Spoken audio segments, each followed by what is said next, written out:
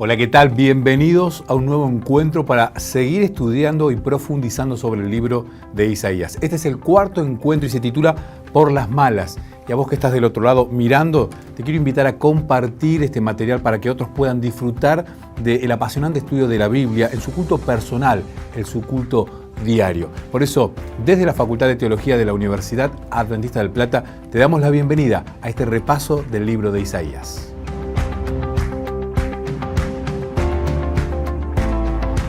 Y comenzamos a disfrutar este repaso, cuarto encuentro con profesores de la Facultad de Teología. Nos damos este lujo, ¿no?, de poder contar con ellos para estudiar y profundizar sobre el libro de Isaías. Hoy, en esta cuarta lección, nos acompaña el pastor Hugo Cotro, profesor de nuestra facultad. Pastor, bienvenido, muchas gracias. Gracias por la invitación. Y el pastor y profesor Sergio Becerra. Pastor, bienvenido. Muchas gracias, un placer estar aquí. Es interesante, ¿no?, la mesa con dos profesores, grandes profesores. Tuve el privilegio de tenerlos de profe a los dos, así que para mí es un poco arriesgado todo esto, ¿no?, de meternos en el estudio de la Biblia. Capítulo 7 y capítulo 8 del libro de Isaías. Ya estuvimos hablando la semana pasada, el encuentro anterior en realidad, con el pastor Belardo, el pastor Plen, sobre el capítulo 7, pero profe, ¿nos ayuda a meternos en contexto sobre este encuentro, el capítulo 7 y el capítulo 8 del libro de Isaías? ¿Cómo no?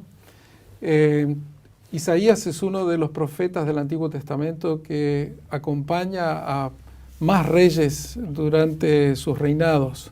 Él estuvo bajo el reinado de 5 reyes. Claro, el primero y el último solamente parcialmente. Y durante ese periodo, Judá, el reino del sur, que ya está dividido de Israel, el reino del norte, pasa por 2 crisis muy importantes. Crisis políticas de riesgo con potencias de la época, y el estudio del capítulo 7 y 8 tiene que ver justamente con la primera de estas grandes crisis, porque Israel, el reino hermano del norte, se alió con Siria o Aram, y entonces esos 2 reinos se coaligan contra Judá para venir y despojarlos, robarlos y probablemente someterlos.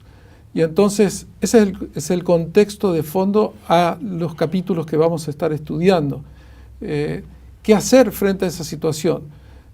2 reinos que son mucho más fuertes que Judá solo. Y entonces acá el desafío de Isaías es al rey de la época, el rey Acaz: confía en Dios.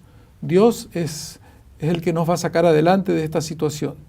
Pero está la tentación de buscar una solución humana, la solución de una alianza, alguna otra potencia que esté dispuesta a venir a salvar. Así que ese es el contexto que está detrás de estos 2 capítulos. Esta semana disfrutamos de un versículo para memorizar interesante, capítulo 8, versículo 17, que dice: esperaré pues a Jehová, el cual escondió su rostro de la casa de Jacob, en él confiaré. ¿No? Esta la confianza que hablamos recién, este contexto de dificultad. A mí me llama la atención, y lo anoté aquí para charlar con usted, pastor, el tema de los nombres. Aparece en el capítulo 8 un nombre, Maher Salal Hashbaz. Qué nombre, ¿no? Como para tenerlo de amigo y llamarlo. No sé cómo lo agendaríamos en WhatsApp, por ejemplo, ¿no? Un nombre tan complicado. Pero hay un significado detrás de los nombres que aparecen en el libro de Isaías que es interesante profundizar en él. Claro.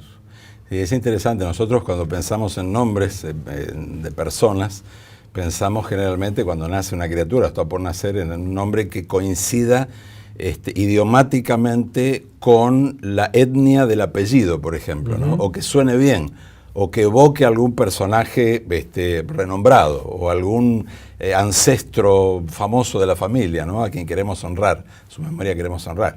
Pero en la época de la Biblia, el criterio que se utilizaba tanto entre los paganos como entre los judíos era buscar para las personas nombres que fueran mensajes vivientes, que convirtieran a las personas en mensajes vivientes, ¿no?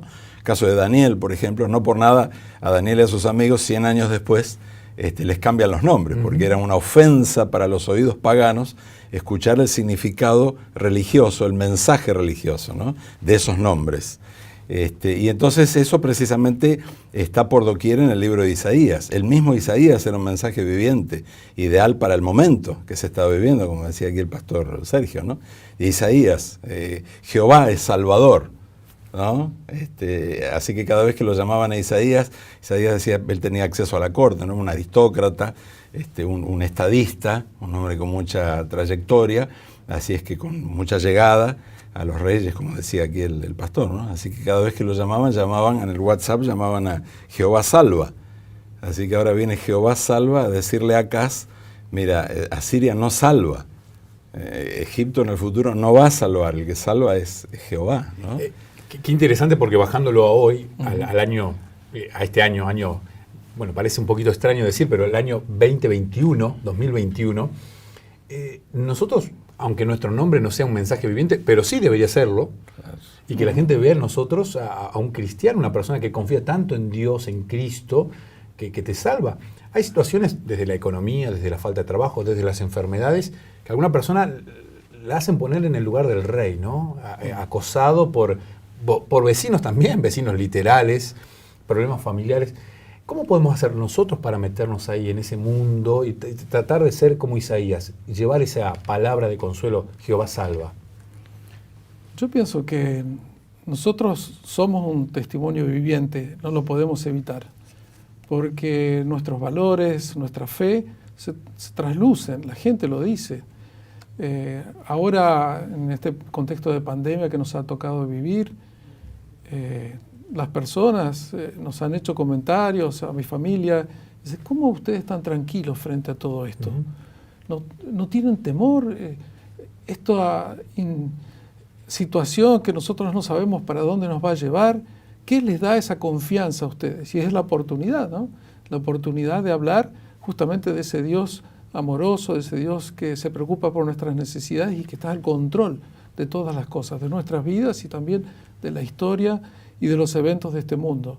Así que yo creo que, aunque no tengamos nombres, ¿no es cierto?, así tan significativos como los personajes del Antiguo Testamento, de toda la Biblia, en realidad nosotros predicamos un sermón con nuestra actitud en todas las cosas. Por eso es importante, ¿no?, de ser un testimonio en todo momento, no solamente cuando nos preparamos para ir a la iglesia, al lugar donde nos ven y nos conocen, sino en cualquier lugar insólito donde nos toque estar, poder ser un testimonio. Claro, el hecho de ser 24/7, ¿no?, cristiano, un hijo de Dios, ¿no? Lo cual tal vez alguna persona puede estar mirando ahora este repaso y puede decir, claro, para ustedes son pastores, es sencillo, digamos, se dedican a eso, ¿no? Pero claro que no, o sea, cualquier persona que tenga su relación personal, su culto diario, cosa que no estaba haciendo este rey, ante cualquier problema va a pedirle consejo al que no le tiene que pedir consejo, ¿no? Ahí hay un mensaje muy, muy grande, pero haciendo un hincapié más profundo todavía en cuanto al nombre. Había otro profeta contemporáneo, ¿no? ¿Me estoy equivocando? Claro, el dúo dinámico, por así decirlo, ¿no? Había 4 poderosos allí, ¿no? 2 en el norte y 2 en el sur. Y el que coincide en cuanto a la etimología de su nombre con Isaías es Oseas, profeta de Israel, ¿no? Que también la misma raíz en hebreo, ¿no? Salvación, Salvador. Así es que, y en base a lo que tú decías recién, es muy interesante, cuando uno va al Antiguo Testamento descubre que cuando Dios decía necesito un profeta, no ocurría como los niños en la escuela primaria, ¿verdad? Yo señorita, yo señorita, yo señorita, sino que se escondían bajo la mesa. No, yo soy tartamudo, no, a mí no me conoce nadie, no, yo soy de familia pobre. ¿Por qué? Porque ellos sabían que era un privilegio, pero era un tremendo desafío, porque si alguien pone el enemigo en la mira telescópica para destruirlo, es aquel que es llamado por Dios a llevar un mensaje especial, como en el caso de todos los cristianos, ¿no? Así es que Isaías pasó las 1001 y sabemos cómo terminó inclusive también, ¿no? Las manos de Manasés. Dicen los jóvenes, no adelantemos, no vamos a hacer un spoiler del final del libro para que la gente esté ahí atenta. A mí me llama, profe, mucho la atención esto de Israel yendo a hacer guerra contra Judá, ¿no? 2 hermanos, sí, ¿no? Cuando leo esto en la Biblia me causa... Porque a veces uno cree que las peleas entre hermanos son del siglo actual, ¿no? Del siglo XXI. Pero sí, no, esto es muy antiguo ya con Caín y con Abel, ¿no? Sí. ¿Qué aplicación nos da esto para nuestro... ¿Pueden haber dentro de la misma iglesia, dentro de la familia, divisiones que nos pueden llegar a llevar a conflictos? sin duda, porque somos seres humanos y porque tenemos nuestro carácter, nuestro temperamento. Pero lo importante como cristianos es saber que nosotros no tenemos que llegar a las situaciones que llegan otros, donde hay peleas familiares que dividen a las personas, que no se dirige la palabra durante años, que eso nos carcome por dentro, ¿no? Me pasó estando aquí en un pueblo cercano, que estábamos en un negocio, y entonces por curiosidad preguntamos, ¿ustedes están emparentados con esta gente que tiene este otro negocio? Sí, somos la misma familia, dice, pero no nos dirigimos la palabra hace muchos años, porque había un problema por tema de negocios. Y entonces, hablando un poquitito con esa persona, le terminó cayendo la lágrima, porque había un dolor, había un sufrimiento detrás, ¿no? Y entonces, es cierto que a los cristianos nos puede pasar, pero por algo, ¿no es cierto?, tenemos el consejo inspirado de que no tenemos que dejar que el sol se ponga sobre nuestra ira y que reconozcamos nuestra parte, facilitemos la reconciliación y que sea Dios el que nos acerque. Ahí también nosotros tenemos que demostrar nuestro cristianismo, ¿no? No buscar, ¿no es cierto?, nuestro beneficio propio, sino el de la armonía, de la unidad. Es lo que va a testificar, según el Señor Jesucristo. Él dice lo que va a ser un testimonio para el mundo, dice de que en mi iglesia son mis hijos, es la unidad. Eso es lo más fuerte, ¿no? La diferencia entonces está en quién ocupa el centro de mi vida, ¿no? Tal cual le pasaba a este rey desobediente. Hay una frase que leí en la semana, en este folleto, en este libro para poder estudiar, que dice: nada que temer cuando tememos a Dios. Nada que temer cuando tememos a Dios, ¿no? ¿De qué estamos hablando acá? Del temor, del temor de Dios. Bueno, es interesante que tanto en hebreo como en griego la palabra traducida como temer tiene un rango de significados, de sentidos, y debe decidirse en cada caso el significado en base al contexto en el que aparece la palabra, por supuesto. Y entonces, en este caso, mal podría significar temor a Dios, temor, miedo, por cuanto en 1 de Juan capítulo 3, el especialista en amor, que es Juan, dice que aquel que teme es porque no conoce a Dios, y que el temor lleva en sí mismo castigo. Es decir, Dios no castiga al que teme, uno se autocastiga, se priva del conocimiento que quita el temor, ¿no? Así es que la palabra significa reverenciar, respetar, reconocer la soberanía, en este caso de Dios, y la relación que debe existir con ese Dios, una relación de respeto, de honra, de obediencia, de confianza, ¿verdad? Así que de eso se trata, como diría el sabio, ¿no? El principio de la sabiduría es el temor de Dios, no es tenerle miedo a Dios, sino es reverenciar a aquel que tiene la sabiduría, que yo no tengo, y la recibo de él como un don o muero necio, ¿no? Entonces... Es interesante porque esta reverencia, este temor, muchas veces se da, a mí personalmente lo digo y confieso, cuando admiro a alguien porque digo, bueno, y puede ser cualquier persona, no hace falta que sea ni siquiera más grande en edad conmigo, ¿no? Pero que lo veo que hace algo con pasión, que hace algo con compromiso, le admiro eso, ¿no? Y a veces, como cristianos, nos falta ese compromiso para que otros vean al propio Cristo en nosotros reflejado, ¿no? Hablando de este capítulo, el capítulo 7, ¿no? Me llama la atención, versículo 18, acontecerá que aquel día silbará Jehová al tábano que está en el fin de los ríos de Egipto y a la abeja que está en la tierra de Asiria.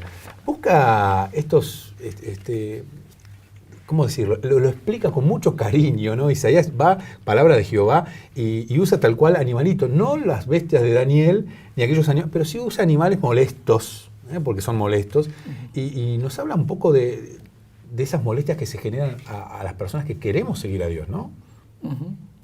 Sí, ahora es interesante cómo Isaías trata de dejar en claro que lamentablemente, aunque Judá trate de encontrar algún arreglo con estos vecinos, tratando de amigarse, tratando de hacer una alianza, pedirles ayuda en caso de crisis como la que le toca pasar a Judá.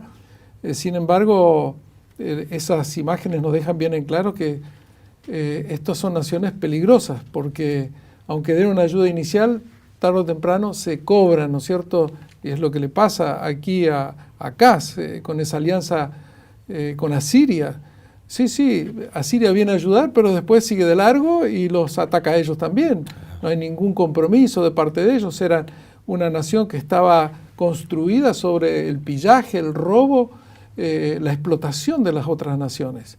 Y entonces aquí están bien representados a través de estos insectos, ¿no es cierto? El hecho de que la confianza que se pone en los recursos humanos, otras personas, naciones, tarde o temprano nos van a traicionar, porque, ¿no es cierto?, el egoísmo, el pecado que está detrás de todas las iniciativas humanas llevan a que está el provecho propio, y las naciones se portan muchas veces como las personas.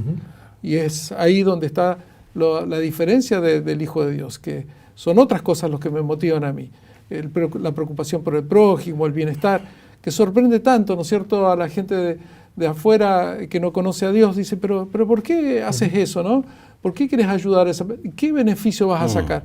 Y no, la felicidad de ver, ¿no es cierto?, a esta persona ayudada, de verla mejor, es lo que el Señor hace en mi corazón. Y entonces tiene que ver mucho, ¿no es cierto?, en qué pongo yo mi confianza, ¿no? Es en Dios, en los valores divinos, o los valores humanos. El problema es cuando, como cristianos, nosotros tratamos de vivir sobre las dos frecuencias y entramos en una especie de conflicto interno, ¿no? Y entonces ahí nosotros no estamos bien y las personas que nos ven no nos entienden. Esto parece historia antigua, pero se refleja hoy, ¿no? En cualquier negocio que uno tiene que realizar, a veces quiere sacar a Dios del negocio. Necesito cambiar el auto. No le voy a consultar esto a Dios. ¿No? Dios, ¿qué tiene que ver Dios con mi auto? Claro que Dios tiene que ver con cada detalle mínimo de la vida diaria de cualquier hijo de Él. Él se involucra. Me llama la atención, ya lo habíamos leído la semana pasada, el encuentro pasado, perdón, cuando Dios lo va a buscar a Isaías y le dice dónde estaba Acaz, con lujo de detalle, le dice, está en tal lugar. Dios sabe perfectamente nuestra situación, conoce hablamos de la perspectiva de Dios respecto de nuestros problemas. La política que muestra la Biblia se sigue viendo hoy, o sea que nada de esto nos debe sorprender, ¿no? Un pueblo que traiciona, un enemigo que se hace mi amigo pero después me termina traicionando. ¿Qué me enseña esto para estos tiempos? Bueno, hay varios refranes, ¿no? Sabiduría popular que viene a la mente inmediatamente, ¿no? Agregando lo que decía aquí el doctor Becerra, ¿no? Recuerdo, por ejemplo, mientras él compartía, me vinieron a la mente estos dos refranes. Uno, no hay lealtad entre los malvados. O sea, ni entre ellos y aquel que no es malvado y a quien le ofrecen un trato presuntamente desinteresado. Y otro dicho muy común es que los favores no se cobran, pero siempre se pagan. Sobre todo si el que los hace es un mafioso, ¿no? Entonces, cuando vamos ahora a los portales de noticias, vemos que exactamente la misma situación estamos viviéndola. Superpotencias, voraces, insaciables, que quieren la hegemonía mundial, que compiten unas con otras, personas atribuladas, una señal del fin, ¿no? Lucas capítulo 21, temor de la gente por la expectación de las cosas que vendrán, por el bramido del mar, ¿no? Que entre otras cosas representa naciones en conflicto, ¿no? Daniel 7. Entonces vemos que la gente está distraída acerca de las profecías y del cumplimiento de las profecías, que es el fin del conflicto entre el bien y el mal, el triunfo del bien, pronto, con el regreso de Cristo, distraídas de eso con la geopolítica, con la especulación, quién se quedará con quién, bajo qué superpotencia estaremos nosotros. De nuevo la distracción, ¿no? Cuando Isaías, cuando tú, como bien dijiste, fue al encuentro de Acaz, supo dónde estaba, Dios lo mandó con su GPS, ¿no? Profético, y fue con su hijo, y el nombre de su hijo significaba un remanente volverá, ¿no? Dice, permíteme, Dios salva y un remanente volverá. Y acá no le gustó nada de eso, porque como un remanente volverá, ¿de dónde? ¿Por qué? ¿No? Ya estaba casi profetizando lo que ocurriría dentro de 100 años con Babilonia, ¿no? Qué interesante cómo el enemigo de Dios nos quiere distraer, ¿no? Y de una historia que está contada ya en la Biblia, que se nos repite hoy, y nosotros, tal cual lo dice el pastor Cotro, nos distraemos, ¿no? Y la tenemos acá contada. Nosotros debemos tomar esa responsabilidad para ir a buscar a aquellos Acaz, que tal vez hoy están por ahí haciendo negocios con el enemigo, sacándolo a Dios de la vida, y nosotros debemos ir. Hay una parte en esta semana o en estos capítulos donde hablaba de de consultar con los muertos, de esto del ocultismo. Y la Biblia es clara. ¿Qué nos podría decir, pastor, sobre esto? Bueno, la Biblia es bien clara que el pueblo de Dios no tiene que acercarse a ninguna de estas prácticas, porque en primer lugar se trata del enemigo, el enemigo de Dios, que es engañador y que nos aparta de Dios. Aparte, en el libro de Isaías, el trasfondo es que las prácticas paganas, politeístas, la adoración a los dioses cananeos, que estaban muy mezcladas con el ocultismo, son prácticas que oscurecen espiritualmente, moralmente, llevan a prácticas vergonzosas. Y entonces el pueblo de Dios no puede estar asociado a ninguna de estas cosas. Y lo raro de todo esto es que teniendo al pueblo a Dios, que lo sabe todo, que conoce el futuro, que tiene su destino en sus manos, se haya sentido atraído por esto. Probablemente no pasó por decir voy a ir a consultar a un ocultista, sino que las prácticas que eran muy atractivas de la religión pagana llevan a lo otro, ¿no? Y entonces allí está la pregunta, en nuestros tiempos, ¿qué actividades, por dónde se nos entran estas cosas, ¿no? Y uno no tiene más que mirar un poco la televisión, ver los medios de comunicación y ve que estamos bombardeados constantemente por estas prácticas que se tratan de presentar como algo totalmente natural, con enseñanzas equivocadas que no tienen base en la Biblia, como ¿no es cierto?, la inmortalidad del alma, y que lo único que hacen es debilitarnos nuestra confianza en Dios y en su capacidad para salvar y darnos luz y orientación para nuestras vidas. El rey Acaz desoye todo esto, no quiere escuchar este consejo de Isaías. Nos puede pasar exactamente lo mismo hoy, no queriendo ver que detrás de la producción cinematográfica, que detrás de los medios de comunicación hay un trabajo muy fino del enemigo de Dios para introducirnos en estas ideas, ¿no? Y yo quisiera hacer un alcance, porque me llamó mucho la atención un sermón que predicó hace poco tiempo el presidente de la Asociación General, el pastor Wilson, donde él habla al pueblo de Dios. Tengan cuidado cómo usan su tiempo, cuánta televisión, series, películas están viendo. ¿Por qué? ¿Qué tiene de malo? ¿Acaso no puedo escoger bien yo? Tiene un efecto adormecedor y hace que el pueblo de Dios no esté pendiente de aquellas cosas que son realmente importantes. Y aquí yo quiero decir algo personal que nos ha pasado con mi familia, con mi esposa, que en este contexto de pandemia hemos buscado tener conversaciones con aquellas personas que entran en contacto con nosotros y nos llama la atención que gente que no son de nuestra iglesia, que no son religiosos, sacamos el tema y están ávidos por saber más. Y a veces conversaciones con algunos hermanos nuestros no quieren escuchar. No me hables de eso, me desanima, me da miedo, quiero que vuelva a la normalidad de antes. Y no, eso no es lo que Dios quiere, ¿no? El Señor quiere que cuando estas cosas sucedan, nos dice la Biblia, nosotros alcemos el rostro porque sabemos que nuestra redención está cerca. Y esto me preocupa, porque yo creo que ahí eso significa que el enemigo nos está ganando puntos. Y es el momento cuando nosotros deberíamos estar aferrándonos a la palabra de Dios, buscando enriquecernos espiritualmente, justamente para estar sólidos espiritualmente para lo que se vendrá en el futuro. ¿Cuánta realidad tiene la Biblia? Aunque parece historia pasada, es una historia totalmente presente. 10 segundos, pastor, para redondearme esta idea de cómo colaborar con aquellos que están pasando, o puedo yo estar pasando por esta tibieza, de estar lleno de toda esta contaminación que el enemigo nos ofrece. ¿Cómo poder salir de todo esto? ¿Cómo entender que Jehová salva? Muy bien. Bueno, me vino a la mente mientras estudiaba la lección el famoso Isaías 1:18, ¿verdad?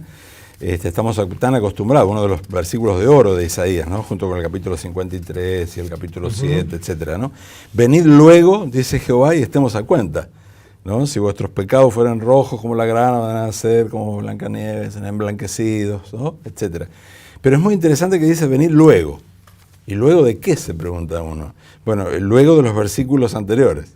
Y cuando uno va a los versículos anteriores se lleva una sorpresa, porque efectivamente, como dijo aquí el doctor Becerra, la idolatría, el paganismo, en el que se encontraba inmerso el pueblo de Dios, no solamente tenía un componente de fetichismo, de culto, de sensualidad, sino también de desprecio para con la vida ajena, que se materializaba en injusticia, ¿verdad? En inequidad, en desprecio para con los derechos de los demás. Entonces termino con esto. Acá la Biblia dice, ¿qué es esto de luego? Vengan, pero luego. ¿Luego de qué? Luego del versículo 16 y 17.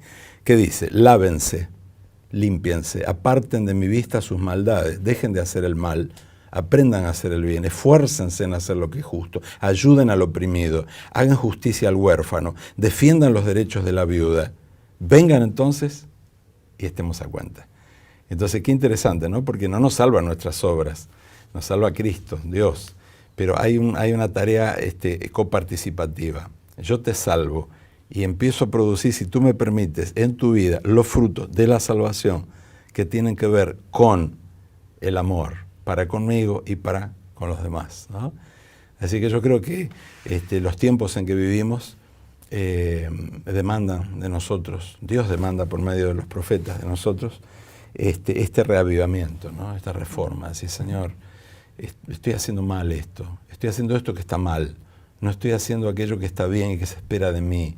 Señor, no puedo, ayúdame, quiero estar en armonía contigo, quiero ser una carta viviente para los demás. Y el Señor va a responder nuestra oración, va a limpiar nuestro pecado, nos va a dar una nueva experiencia espiritual y gozaremos como Isaías, ¿no? De ser fieles a la palabra de Dios.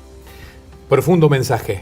Gracias, pastores, Pastor Becerra, Pastor Cotro, muchas gracias por aceptar esta invitación y a la Facultad de Teología que nos permite realizar este trabajo y a la gente del Departamento de Multimedia de la Universidad Adventista del Plata. Los despedimos sin dejar de invitarlos para un próximo encuentro para seguir disfrutando del libro de Isaías.